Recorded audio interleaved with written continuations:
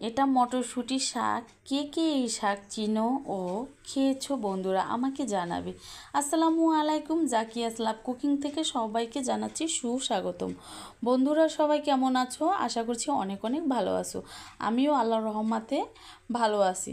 আজকে আবারও হাজির হলাম আরও একটি রেসিপি নিয়ে।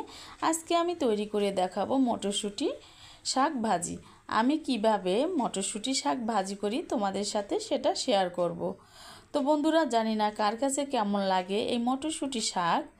আমার কাছে কিন্তু খুবই মজাদার একটা শাক, আমার কাছে খুবই ভালো লাগে। তো বন্ধুরা, এই চট্টগ্রামে এই মটরশুঁটি শাকগুলো কখনোই আমি দেখিনি এবং খাইও নাই। এই শাকগুলো আমি বাড়ি থেকে কিনে এনেছি। তো দেখো, এগুলো বড় বড় করে কেটে বিক্রি করে কেজি হিসাবে। তো প্রায় এখানে 1 কেজির উপরে শাক ছিল। তো 80 টাকা দিয়ে ওই 1 কেজি উপরে শাক কিনে এনেছে আপনাদের ভাইয়া। তো দেখো বন্ধুরা, আমি এখানে শাকগুলোর যে নরম নরম আগাগুলো ছিল ওগুলো আমি বেছে নেব একটা একটা করে। তো দেখো, অনেকগুলোই বেছে নিয়েছি, এগুলো আমি বেছে নেব। তো এখানে সবগুলো শাক না, আরও শাক আছে, আমি রেখে দিয়েছি, পরে বেছে নেব। তো দেখো, এখন আমি শাকগুলো যে নরম আগাগুলো বেছে নিয়েছিলাম ওগুলো আমি এখন কুচি কুচি করে কেটে নিব। তো আমিও অতটা ভালোভাবে কাটতে পারি না এই শাকগুলো, তো যেরকম পারতেছি সেরকম করে কেটে নিচ্ছি। তো দেখো, চেষ্টা করতেছি কাটার জন্য, আমি কখনো এরকম করে কাটি নাই, সব সময় বাড়ি থেকে কেটে এনেছি, কিন্তু কাটতে পারি নাই, বাসায় এনে বেছে কাটলাম। তো দেখো কেমন হইতেছে, সবাই আমাকে কিন্তু একটু বলবে যে শাকগুলো কুচানো কেমন হইতেছে। এই শাকগুলো কিন্তু যত কুচু কুচু করে ততই কিন্তু মজা লাগে। তো দেখো, আমি একদম আস্তে আস্তে করে কাটতেছি।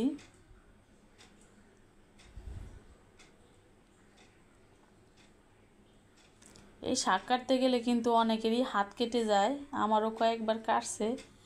তো কাটতে কাটতে দেখো একটু হাত চালু হয়েছে আগের থেকে।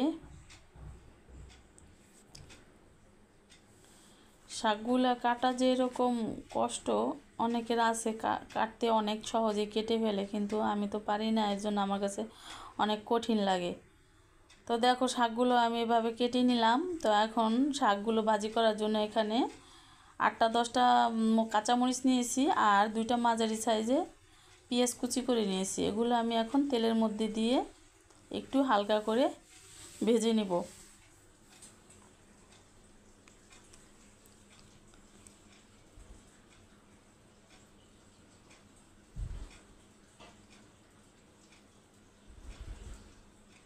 তো দেখো, এখানে আমি স্বাদ মতো লবণ দিয়ে দিলাম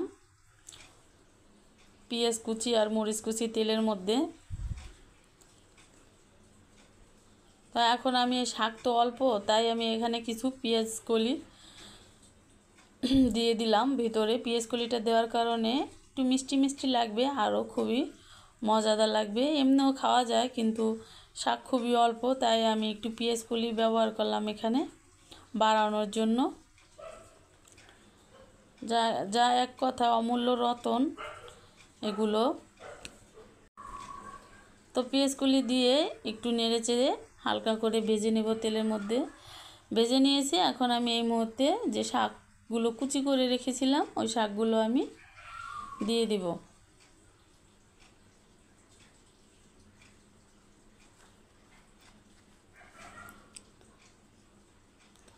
দেখো, অল্প অল্প করে দিয়ে দিলাম, দিয়ে দিতেছি।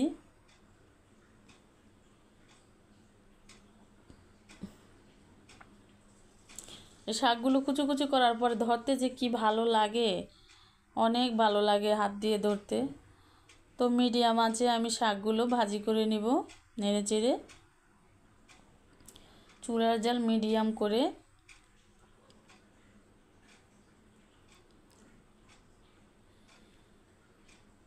দেখো, ভাজি করার মুহূর্ত প্রায় মাঝামাঝি হয়ে আসছে, শাকগুলো কত সবুজ লাগতেছে। শাকগুলো আমি ভাজি করব, একদম সবুজ থাকবে বন্ধুরা। 5 থেকে 6 মিনিট লেগেছে আমার শাকটা ভাজি করতে।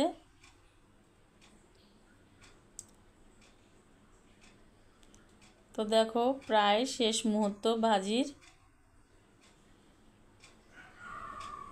তো এখন আমি চুলা বন্ধ করে দিলাম। সেদ্ধ হয়ে গেছে। এই শাক বেশি সময় লাগে না ভাজি করতে, কারণ অনেক কুচি কুচি করে নিয়েছি। দেখো এখানে আমি কিছু মরিচ ভেজে নিয়েছি।